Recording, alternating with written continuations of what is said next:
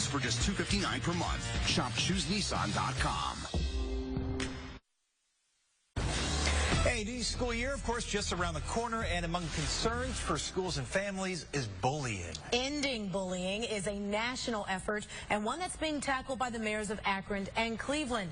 But as News Channel 5 anchor Lee Jordan shows us tonight, sometimes parents are compelled to take drastic action to protect their child. Like, it was huge. When Samantha Daniels was a baby, she was dimpled and adorable. And like a lot of babies, one feature was a little out of proportion. Her ears were big. Her dad and I noticed, but we never said anything. And, we would always kind of say she'll grow into them someday. But as Samantha grew, so did her ears, and they began to cause problems. She would cry when we tried to put a bike helmet on her. It would hurt her ears so badly. Susan Daniels said bigger trouble came later at school. Fourth grade. Fourth grade is when she had come home and said, they're starting to talk about me at school. They called me monkey ears. They're calling me Dumbo. One kid said she had freakishly large ears when she was in 5th grade. So it started to affect her. How did that make you feel? I hated it because I thought that,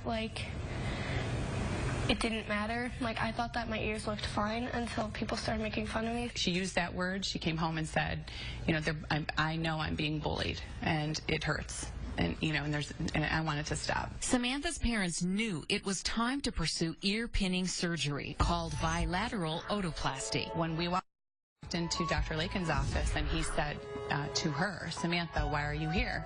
She said, I'd like you to fix my ears, please. And he said, that's what I wanted to hear. I wanted to hear it from her, and not you, Mom, and not you, Dad, her. Dr. Gregory Lakin is Chief of Plastics at Rainbow Babies and Children's Hospital. Samantha is a beautiful young girl, but you didn't notice how beautiful she was because she had such severe ear deformity.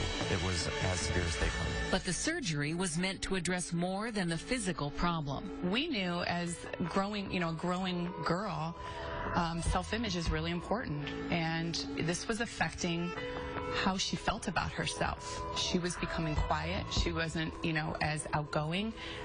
This was affecting who she was, and we didn't want that to get worse, and we knew that was the path she was on. 1 year ago, Samantha had the surgery. The day that we had the reveal, and she took the cups, they took the cups off and the bandages off, and she saw herself for the first time. She was very emotional because she wasn't, used to seeing herself like that. I felt beautiful, and that's what I really wanted.